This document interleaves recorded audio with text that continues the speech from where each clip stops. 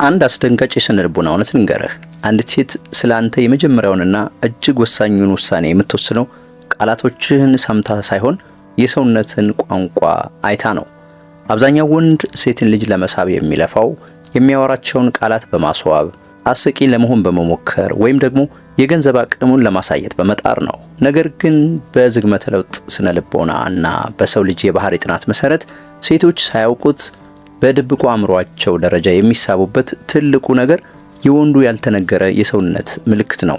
እስኪ አስበው፣ ምንም ሳታወራ በሩን ከፍተህ ወደ አንድ ክፍል ስትገባ የቆምክበት መንገድ፣ ዓይንህ የሚያርፍበት ቦታ ወይም እጆችን የምታንቀሳቅስበት ፍጥነት ብቻ እሷ በውስጧ ይህ ወንድ እውነተኛና ተፈላጊ ወንድ ነው የሚል የደህንነትና የመሳብ ስሜት እንዲፈጥርባት ሲያደርግ፣ በእኛ ባህል ደግሞ ሴቶች ቀጥታ መጥተው ይህ ባህሪህ ማርኮኛል አይሉም፣ ይልቁንም በስውር ያስተውሉሃል።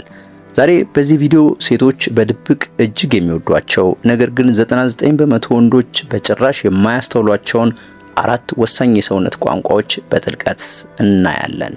እነዚህ ምልክቶች በተለያዩ ስነ ልቦናዊና ማህበራዊ ጥናቶች የተደገፉ ናቸው።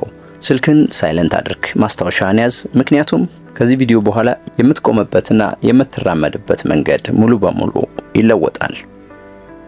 የመጀመሪያውና እጅግ ኃይለኛው የሰውነት ቋንቋ የተረጋጋና የበላይነት ያለው የቦታ አጠቃቀም ነው። አብዛኛው ወንድ ከአንዲት ቆንጆ ሴት ጋር ሲቀመጥ ወይም ከሰዎች ጋር ሲሆን ሳያውቀው ራሱን ያሸማቅቃል። እጆቹን አጣጥፎ ይቆማል፣ ትከሻውን ያጎብጣል ወይም ደግሞ እግሮቹን አጣብቆ ይቀመጣል። ይህ የስነ ልቦናዊ ስጋትና የጭንቀት ምልክት ነው። በሰው ልጅ ታሪክ ውስጥ በከፍተኛ ቦታና በስልጣን ላይ ያሉ ወንዶች ሁልጊዜ ያላቸውን ቦታ በሰፊው ይጠቀማሉ። ምክንያቱም ማንንም አይፈሩም። ሴቶች በጄኔቲክስ ደረጃ ከዚህ ባህሪ ጋር የተሳሰረ ከፍተኛ የደህንነት ስሜት ይፈልጋሉ። አንተ ያለህን ቦታ ሰፋ አድርገህ በእርጋታ ስትቀመጥ ለአእምሮዋ የምታስተላልፈው ስውር መልእክት እኔ እዚህ ቦታ ላይ ሙሉ በሙሉ በራሴ የምተማመንና የተረጋጋሁ ወንድ ነኝ የሚል ነው። ለምሳሌ በካፌ፣ ታክሲ ውስጥ ወይም ስብሰባ ላይ ሆነ አስበው። አንድ ሰው ስልኩን በእጁ አጥብቆ ይዞ አካሉን አጣብቆ እያንዳንዱን ሰው በስጋት የሚያይ ወንድ ብታይ ይህ ወንድ በተሳሳተ መንገድ የተቀመጠ ወንድ ነው። ትክክለኛው መንገድ ግን ትከሻውን ሰፋ አድርጎ ጀርባውን አቃንቶ እጆቹን ሶፋው ወይም ወንበሩ ላይ በእርጋታ አሳርፎ የረጋ የመተንፈስ ስሜት የሚያሳይ ወንድ ትክክለኛ አቀማመጥ እንደተቀመጠ ያሳያል። ሴቶች እንዲህ አይነቱን ወንድ ሲያዩ ሳያውቁት የኃይልና የደህንነት ማግኔት ይስባቸዋል። ይህን ባህሪ ዛሬውኑ በህይወትህ መልማመድ መጀመር አለብህ። ሁለተኛው ሴቶች በድብቅ የሚወዱት ግን ወንዶች የማያስተውሉት ምልክት የማይናወጥና የረጋ የአይን ግንኙነት ነው። ብዙ ወንዶች ከሴት ጋር ሲነጋገሩ ትልቁ ችግራቸው አይናቸውን ማቆየት አለመቻላቸው ነው። እሷ ስታያቸው አይናቸውን ወደ ታች ወይም ወደ ጎን ያሸሻሉ። የስነ ልቦና ባለሙያዎች እንደሚሉት የአይን እይታን ወደ ታች ማሸሽ የዝቅተኝነትና የፍርሃት ትልቅ ማረጋገጫ ነው። ጥልቅ የአይን እይታ ወይም ግንኙነት በሴቶች አእምሮ ውስጥ ኦክሲቶሲን የተባለውን የቅርበትና የፍቅር ሆርሞን እንዲመነጭ ያደርገዋል። ነገር ግን እዚህ ጋር ትልቅ ጥንቃቄ ያስፈልጋል። እይታህ አስፈሪ ወይም ተቆጣጣሪ ወይም የሚያፈጥ መሆን የለበትም። ይልቁንም ረጋ ያለ፣ ሞቅ ያለና ፍርሃት የሌለበት መሆን አለበት። ይህን እንዴት ተግባራዊ ታደርጓለህ? አንደኛ፣ የ20/80 ህግ አክብር። እሷ ስታወራ 80 በመቶ ጊዜህን አተኩረህ አይኗን እያየህ አዳምጣት። አንተ ስታወራ ደግሞ 20 በመቶ ያህል እይታህን በእርጋታ ዞር ማድረግ ትችላለህ። ሁለተኛ፣ የዝግታ አይን መክደን። አይኗን እያየህ ረጋ ብለህ ጨፍነህ መክፈት ማለት ነው። ይህ ከፍተኛ የመረጋጋትና የራስ መተማመን ምልክት ነው። ሶስተኛ፣ ትራያንጉላር ጌዝ ወይም 3 ማዕዘናዊ እይታን ተግብር። አይኗን፣ ከዛ ከንፈሯን፣ ከዚያ ደግሞ ወደ ሌላኛው አይኗ በእርጋታ ማየት። ይህ በስነ ልቦና ከፍተኛ የሆነ የፍቅርና የምቾት ስሜትን ይፈጥራል። በእኛ ባህል ሴት ልጅ በሀፍረት አይኗን ወደ ታች ስታደርግ ወንዱም አብሮ አይኑን ካሸሸ ግንኙነቱ እዚያው ጋር ያበቃል። አንተ ግን በእርጋታና በፈገግታ እይታህን ካስተካከልክ የልቧን በር በስውር ትከፍትላታለህ።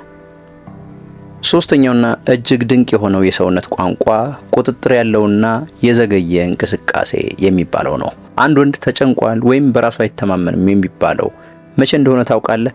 ድንገተኛና ፈጣን እንቅስቃሴዎችን ሲያደርግ ነው። ስልኩን በፍጥነት ሲያወጣ፣ እጆቹን ሳያውቅ በፍጥነት ሲያንቀሳቅስ ወይም በትንሽ ድምፅ ደንግጦ ራሱን በፍጥነት ሲያዞር። በስነ ልቦና ከፍተኛ ደረጃና የበላይነት ያላቸው ሰዎች ሁልጊዜ የሚንቀሳቀሱት በዝግታ ነው። ምክንያቱም በዙሪያቸው ያለው ዓለም በእነሱ ፍጥነት እንዲሽከረከር እንጂ እነሱ በሌላው ፍጥነት እንዲሽከረከሩ አይፈልጉም። እናም ስትናገር በቃላት መካከል ትንሽ ሰከንድ ረጋ ብለህ በማሰብ ተናገር። ስትሄድ አትቸኩል። ጀርባህን አቃንተህ እያንዳንዱን እርምጃ በግልጽና በእርጋታ ተራመድ። ነገሮችን ስታነሳ፣ ውሃ፣ ስልክ ወይም ቁልፍ ስታነሳ አትጣደፍ። በእርጋታና በቁጥጥር አድርገው። አንዲት ሴት ይህንን አይነት የረጋና የቁጥጥር ያለው እንቅስቃሴ የምታይ ከሆነ በውስጧ የምታስበው ይህ ወንድ በምንም ነገር በቀላሉ አይደናገጥም፣ በችግር ጊዜም ቢሆን በጽናት ይቆማል ብላ ነው። ይህ ደግሞ በሴቶች ዘንድ እጅግ ማራኪ ባህሪ ነው። አራተኛውና ብዙ ወንዶች በፍጹም የማያስተውሉት የሰውነት ቋንቋ የተጠበቀና ጥንቃቄ የተሞላበት ስውር ንክኪ ነው። አብዛኛው ወንድ ወይ ሴት ልጅን ለመንካት ይፈራል፣ ግንኙነቱን የጓደኝነት ቦታ ወይም ፍሬንድ ዞን ያደርገዋል፣ ወይም ደግሞ ያለ ቦታው ተገቢ ያልሆነ ንክኪ በማድረግ ያስቀይማታል። ሴቶች በድብቅ የሚወዱት ንክኪ የጥበቃና የመምራት ባህሪ ያለው ሲሆን ይህ ንክኪ የፍቅር ፍላጎትህ የጠራና የወንድነት አቅም እንዳለ ያሳያል። እናም ትክክለኛዎቹ የንክኪ ቦታዎች እነዚህ ናቸው። አንደኛው መንገድ ስታቋርጡ በእጅ መዳፍ ጀርባዋን መካከለኛ ክፍል በእርጋታ ደግፈህ ወደ ደህና ቦታ መምራት። ሁለተኛ ሰላምታ ስትሰጣት አቅፈህ ሰላም ስትላት ረጋ ብለህ ለ2 ሰከንድ ያህል አጥብቀህ መያዝ። ሶስተኛ በህዝብ መካከል በሩን ከፍተህ እሷን እንድታልፍ በእጅህ ምልክት ማድረግና ትከሻዋን በትንሹ ደገፍ ማድረግ። እነዚህ ጥቃቅን ንክኪዎች በእሷ አእምሮ ውስጥ የሚፈጥሩት ስሜት እኔ በዚህ ወንድ እጅ ውስጥ ደህንነቴ የተጠበቀ ነው የሚል ነው። ይህን ንክኪ የሚያደርግ ወንድ በጭራሽ ጓደኛ ብቻ ነን የሚለው ምድብ ውስጥ አይገባም። እንግዲህ ወንድሜ የሰውነት ቋንቋህ ያንተ ያልተነገረ የህይወት ታሪክ ነው። ቃላትህ ሊዋሹ ይችላሉ፣ የሰውነት ቋንቋህ ግን ሁልጊዜ እውነተኛ ማንነትን ይናገራል። እነዚህን 4 የሰውነት ቋንቋዎች አስታውስ። የተረጋጋ ቦታ አጠቃቀምን፣ የማይናወጥ የአይን ግንኙነትን፣ ቁጥጥር ያለው የረጋ እንቅስቃሴንና ጥንቃቄ የተሞላበት የጥበቃ ንክኪን።